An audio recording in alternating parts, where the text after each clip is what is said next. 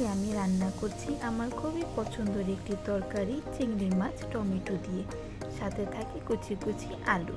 প্রথমে তেলে চিংড়ি মাছটি ভেজে নিলাম, এরপর দিয়ে দিলাম পেঁয়াজ কুচি। পেঁয়াজটি ভালোভাবে লাল করে নিচ্ছি। এই রেসিপিটা আমার দাদির হাতের এই তরকারিটা বাসায় আমাদের সবারই খুব প্রিয় ছিল।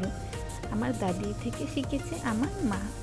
তারপরে দিয়ে দিলাম আদা বাটা ও রসুন বাটা, খুব ভালোভাবে মিশিয়ে নিলাম। তারপরে দিয়ে দিলাম গরম মশলা গুঁড়া, তারপরে দিয়ে দিলাম ধনিয়া গুঁড়া, এরপর দিয়ে দিলাম লাল মরিচ ও হলুদ গুঁড়া।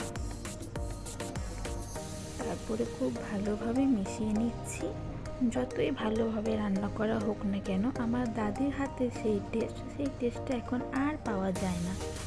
যাই হোক, তারপরে দিয়ে দিলাম পানি দেওয়ার পর দিয়ে দিলাম টমেটো কুচি দিলে তরকারিটা খুবই গাঢ় হয়ে যায় আর খেতেও টক মিষ্টি লাগে।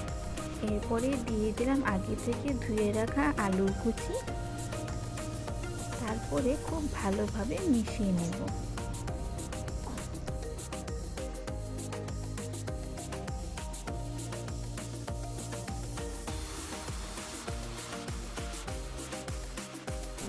আমাদের তরকারিটা হয়ে যাওয়ার পর দিয়ে দিলাম উপর থেকে 4টা কাঁচামরিচ আর কিছু ধনিয়া পাতার কুচি। এখন আরও 5 মিনিট চুলায় রেখে দেব, যাতে আমাদের তরকারিটা আরও একটু ঘন হয়ে যায়।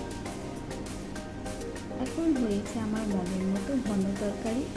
আমার কাছে ঘন তরকারি খেতে খুবই ভালো লাগে।